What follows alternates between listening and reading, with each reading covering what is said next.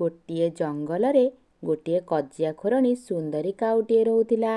ସୁନ୍ଦରୀ କାଉ କଥା କଥାକେ ଝଗଡ଼ା କରି ବସେ। ସେ ତାର ଶାଶୁ ଓ ସ୍ୱାମୀ ସହିତ ସବୁବେଳେ ଝଗଡ଼ା କରେ। ଗୋଟେ ଦିନ ସୁନ୍ଦରୀର ଶାଶୁ ସୁନ୍ଦରୀକୁ କୁହେ, ସୁନ୍ଦରୀ ବୋହୂ, ଆଜି ମୋର ଗଳା ଖରାପ ଅଛି ଏଇ ପାଗ ଯୋଗୁଁ। କେଜାଣି ଏ ପାଗଟା କେବେ ବଦଳିବ। ଯଦି ତୁମ ଗଳା ଖରାପ ଅଛି ତାହେଲେ ନିଜେ ଯାଇ ଅଦା ପକାଇ ଚା କରି ପିଇଦିଅ। ମୋତେ ଆଉ ଏତେ ବାରମ୍ବାର ଡାକିକି କୁହନି କି ଆଜି ମୋର ଗଳା ଖରାପ ଅଛି, ଆଜି ମୋର ଗଳା ଖରାପ ଅଛି। ଆରେ ବୋହୂ, ମୁଁ ଏମିତି କ'ଣ କହିଦେଲି କି ତତେ ଯେ ତୁ ଏମିତି ରାଗୁଛୁ? ରାଗ? ହେଲେ କାହିଁକି ରାଗିବି ମୁଁ? ମୁଁ ତ ତୁମକୁ ବୁଝଉଥିଲି କି ଆପଣ ନିଜ କାମ ନିଜେ ହିଁ କରିବା ପାଇଁ। ଆରେ ଯଦି ମୋତେ କାମ କରିବାକୁ ପଡ଼ିବ ତାହେଲେ ମୁଁ ତତେ କ'ଣ ପାଇଁ ଏ ଘରକୁ ଆଣିଛି? ଲାଗୁଛି ତୁମେ ବୋଧେ ମୋତେ ଚାକରାଣୀ ଭାବୁଛ। ସୁନ୍ଦରୀ ରାଗିକି ଘରୁ ବାହାରି କୁଆଡ଼େ ଚାଲିଗଲା। ଚୁଡ଼ି ନବ ଚୁଡ଼ି, ଚୁଡ଼ି ନବ ଚୁଡ଼ି, ରଙ୍ଗ ବେରଙ୍ଗର ଚୁଡ଼ି, ନାଲି ନେଳି ସବୁ ପ୍ରକାରର ଚୁଡ଼ି, ଚୁଡ଼ି ନବ ଚୁଡ଼ି। ଆରେ ଚୁଡ଼ିବାଲା ବୁଲବୁଲ, ଟିକେ ରୁହ। ସୁନ୍ଦରୀ ଚୁଡ଼ିବାଲି ପାଖକୁ ଗଲା। ମୋତେ ନାଲି ରଙ୍ଗର ଚୁଡ଼ି ଦେଖାଅ ତ ବୁଲବୁଲ। ହଁ ସୁନ୍ଦରୀ ଭଉଣୀ, ଏଇ ଦେଖ ନୂଆ ଚୁଡ଼ି ଆସିଛି ଏବେ ବଜାରକୁ, ଏଇ ଡିଜାଇନ। ଆରେ ବାଃ, ଏ ଚୁଡ଼ି ତ ବହୁତ ସୁନ୍ଦର ଲାଗୁଛି। ହେଲେ ଆର ଦାମ କେତେ କୁହ ତ? 100 ଟଙ୍କା ଡଜନକୁ ସୁନ୍ଦରୀ ଭଉଣୀ। ହଁ 100 ଟଙ୍କା? ତୁମେ ମୋ ମୁହଁକୁ ଦେଖିକି କିଛି ଅଧିକା କହିଦେଲ କି?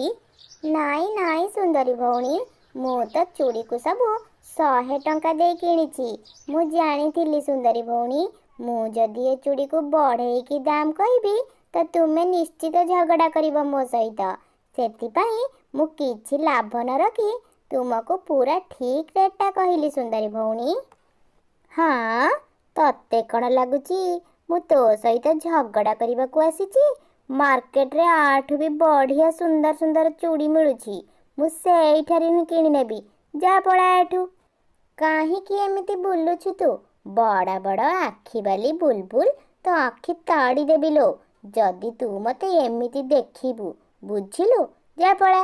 ବୁଲବୁଲ ବିଚାରୀ ଗରିବ ଅଟେ।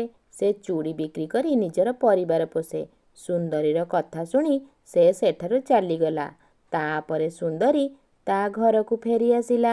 ବୋହୂ, ତୁ କୁଆଡ଼େ ଯାଇଥିଲୁ? ମୁଁ ମୋ ମୁଣ୍ଡ ଥଣ୍ଡା କରିବାକୁ ଯାଇଥିଲି। ଘରେ ବସି ବସି ତୁମ ତାନା ମରା କଥା ଶୁଣି ଶୁଣି ମୋର ମୁଣ୍ଡ ଖରାପ ହୋଇଗଲାଣି।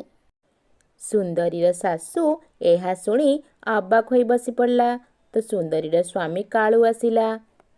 ମା, ତୁମେ ଖାଇବା ଖାଇସାରିଲଣି?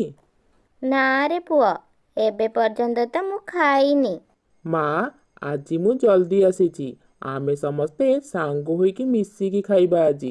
ମୁଁ ଏବେ ଫ୍ରେଶ ହେଇକି ଆସୁଛି। କାଳୁ କାଉ, ଆଜି ତମେ ଏତେ ଜଲ୍ଦି ଆସିଯାଇଛ? ଲାଗୁଛି ତୁମକୁ ବୋଧେ ମା ଡକେଇଛନ୍ତି ମୋ ନାଁରେ କିଛି କହିବା ପାଇଁ। ଚାଲ, ଏବେ ଝଗଡ଼ା ତ ଷ୍ଟାର୍ଟ ହୋଇଯିବ ଆଉ। ସୁନ୍ଦରୀ, ତୁମେ ଏ କ'ଣ କହିଯାଉଛ? ଏବେ ଚାଲ ଖାଇବା। ସୁନ୍ଦରୀ ମନେ ମନେ ଭାବୁଥିଲା, ଆଜି ତ ମୁଁ ଘରେ ଖାଇବା ହିଁ ବନେଇନି। ଏବେ ମୁଁ ତାଙ୍କୁ କ'ଣ ଖାଇବାକୁ ଦେବି? ଏବେ ମା ଆଉ କାଳୁ କାଉ ମୋ ଉପରେ ରାଗିକି ଖପା ହୋଇଯିବେ। ସୁନ୍ଦରୀ ରୋଷେଇ ଘରକୁ ଗଲା। ଆରେ ଆଜି ତ ଖାଇବା ପୁରା ମା ହିଁ ବନେଇ ଦେଇଛନ୍ତି। ଏବେ ତ ସିଏ ତାଙ୍କ ପୁଅକୁ ନିଶ୍ଚିତ କହିବେ ସୁନ୍ଦରୀ ଘର କାମ ଜମା ବି କରୁନି, ସବୁ କାମ ମୋତେ କରିବାକୁ ପଡ଼ୁଛି। ସମସ୍ତେ ଖାଇସାରି ନିଜ ନିଜ ରୁମକୁ ଗଲେ।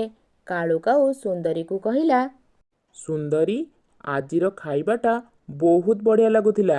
ସେଇ ଖାଇବାରେ ମୋତେ ତୁମର ରାଗ ନୁହେଁ, ଭଲ ପାଇବା ହିଁ ନଜର ଆସୁଥିଲା। ଆଚ୍ଛା କାଳୁ କାଉ, ତୁମେ ସବୁଦିନ ଯୋଉ ଖାଇବା ଖାଅ ସେ ଖାଇବା ତୁମକୁ କେମିତି ଲାଗେ? ହଁ, ସବୁଦିନ ବି ଭଲ ଲାଗେ, ହେଲେ ଆଜିର ଖାଇବା ଭଳି ଏତେ ସ୍ୱାଦିଷ୍ଟ ନଥାଏ। ଯାହାକି ଆଜିର ଖାଇବାରେ ହିଁ ଥିଲା। ହେ ରାମ, ମୋ ପୋଡ଼ା କପାଳ। ଆଜି ନା ତୁମ ମା ହିଁ ଖାଇବା ବନେଇଥିଲେ, ମୁଁ ନୁହେଁ। ହଉ, ଏବେ ତ ଜାଣିଲି ତୁମେ ମୋତେ ନୁହେଁ ଖାଇବାକୁ ହିଁ ଭଲ ପାଉଛ। କାଳୁ କାଉ ମନେ ମନେ ଭାବିଲା, ହେ ଭଗବାନ, ଭଲ କହିଲେ ଝଗଡ଼ା, ଭଲ ନ କହିଲେ ବି ଝଗଡ଼ା। ଆକୁ କେମିତି ବୁଝେଇବି? ସବୁ କଥାରେ ମନ ଫୁଲେଇବା ବନ୍ଦ କରେ ବୋଲି କାଳୁ ସୁନ୍ଦରୀର କଥା ଶୁଣି ଚୁପଚାପ ହୋଇ ଶୋଇପଡ଼ିଲା। ତା ପରଦିନ ସକାଳୁ କାଳୁ କାଉ ନିଜ କାମରେ ବାହାରିଗଲା। ଆରେ ଏ ସୁନ୍ଦରୀ ବୋହୂ, 10ଟା ବାଜିଲାଣି, ତୁ କ'ଣ ଏ ପର୍ଯ୍ୟନ୍ତ ଉଠିନୁ? ବୋହୂ, କେତେ କାମ ପଡ଼ିଛି ଘରେ, ମୁଁ ଟିକେ ଏଇଠୁ ବଜାର ଯାଇ ଆସୁଛି, ତୁ ଏବେ ଉଠିଯା। ସୁନ୍ଦରୀର ଶାଶୁ ଘରକୁ ଫେରିଲା ପରେ ବି ଦେଖିଲା, ଆରେ ବୋହୂ, ଘରର ଝାଡ଼ୁ ପୋଛା କିଏ କରିବ? ଆରେ ଇଏ କ'ଣ କିଛି ବି ହେଲେ ଉତ୍ତର ଦେଉନି? ଆରେ ବୋହୂ, ତୁ କ'ଣ କିଛି ବି ହେଲେ କହୁନୁ? କ'ଣ କାଳୁକୁ ଫୋନ୍ କରିବି କି? ଆପଣ କ'ଣ ମୋତେ ଧମକ ଦେଉଛନ୍ତି? ଆରେ ତୁ ଯଦି ତୋ ରୁମ୍ରେ ଏମିତି ଚୁପଚାପ ହୋଇ ଶୋଇ ରହିବୁ, ତାହେଲେ କାଳୁକୁ ତ ମୋତେ କହିବାକୁ ପଡ଼ିବ ନା। ଏବେ ଉଠିଗଲି ମୁଁ, ଚୁପ୍ ହେଇଯାଅ। ମୁଁ ଝାଡ଼ୁ ଆଉ ପୋଛା କରିଦେଉଛି, ତୁ ବାସନ ମାଜିଦେ ଆଉ କପଡ଼ା ବି ଧୋଇଦେ। ମା, ଆଜିଠାରୁ ମୁଁ ଘରର କାମ କିଛି ବି କରିବିନି। ଆପଣ ଗୋଟେ କାମବାଲି ବାଇ ରଖିଦିଅନ୍ତୁ। ଆଚ୍ଛା, ସେ କାମବାଲି ବାଇକୁ ପଇସା କିଏ ଦେବ ବୋହୂ? ମା, ଆପଣଙ୍କ ପେନ୍ସନ୍ ପଇସାରୁ ଅଧା ସେ କାମବାଲି ବାଇକୁ ଦେଇଦେବେ। ଆରେ ଏ ବୋହୂ ତ ମୋ ଠାରୁ ବି ଅଧିକା ହୋଇଗଲାଣି। ସନ୍ଧ୍ୟାବେଳକୁ କାଳୁ ଆସିଲେ ତାକୁ ସବୁ କଥା କହିବି। ପୁଅ, ତୋ ସ୍ତ୍ରୀ ଘରର କିଛି ବି କାମ କରିବନି, ତାକୁ ଗୋଟେ ଚାକରାଣୀ ଦରକାର। ସେଥିପାଇଁ ସେ କହିଛି ପେନ୍ସନ୍ରୁ ଅଧା ପଇସା କାମବାଲି ବାଇକୁ ଦେଇଦେବ। ମା, ଏଇଆ କହି ତୋ ସ୍ତ୍ରୀ ସୁନ୍ଦରୀ କୁଆଡ଼େ ଯାଇଛି। ଆହୁରି କ'ଣ କ'ଣ ସବୁ କଥା କହିଯାଅ ମା, ମୋ ନାଁରେ ତୁମ ପୁଅକୁ। ଆମ ଦି ଜଣକୁ ଅଲଗା ଅଲଗା କରିଦିଅ, ତୁମକୁ ଶାନ୍ତି ମିଳିବ, ବୁଝିଲ? ତୁମେ ଦି ଜଣ ଝଗଡ଼ା ବନ୍ଦ କର। ମୋତେ ତୁମ ଦି ଜଣଙ୍କ ଝଗଡ଼ା ସବୁଦିନ ଶୁଣି ଶୁଣି ବିରକ୍ତ ଲାଗିଲାଣି। ମୁଁ ଏବେ ଘର ଛାଡ଼ିକି ଯାଉଛି। ଯେତେବେଳେ ତୁମ ଦି ଜଣଙ୍କର ଝଗଡ଼ା ସରିବ, ମୋତେ ଫୋନ୍ କରିକି ଡାକିଦେବ। ସୁନ୍ଦରୀ ଆଉ ତାର ଶାଶୁ ଦି ଜଣ ମନ ଦୁଃଖରେ ବସିଲେ ଆଉ କାଳୁ କାଉକୁ ଯିବାକୁ ମନା କଲେ ଆଉ କହିଲେ, ମୋତେ କ୍ଷମା କରିଦେ ପୁଅ, ମୁଁ ଏ ଘରର ବଡ଼ ଅଟେ। ମୁଁ ମୋ ବୋହୂକୁ ସମ୍ଭାଳିବି ଆଉ କାମବାଲି ବାଇକୁ ଅଧା ପେନ୍ସନ୍ ବି ଦେଇଦେବି। ତୁ ଘର ଛାଡ଼ିକି ଜମା ବି ଯାଆନା ପୁଅ। କାଳୁ କାଉ, ମୋତେ ବି କ୍ଷମା କରିଦିଅ। ମୁଁ ଆଜିଠାରୁ କାହା ସାଙ୍ଗରେ ବି ଝଗଡ଼ା କରିବିନି। ସୁନ୍ଦରୀ ଓ ମା, ତୁମେ ଦି ଜଣ ମା ଝିଅ ପରି ହିଁ ରୁହ। ଦେଖିବ, ତୁମେ ଦି ଜଣ ବହୁତ ଖୁସିରେ ହିଁ ରହିବ। ଆଜିଠାରୁ ସୁନ୍ଦରୀ ଆଉ ତାର ଶାଶୁ ମା ଝିଅ ପରି ହିଁ ରହିଲେ।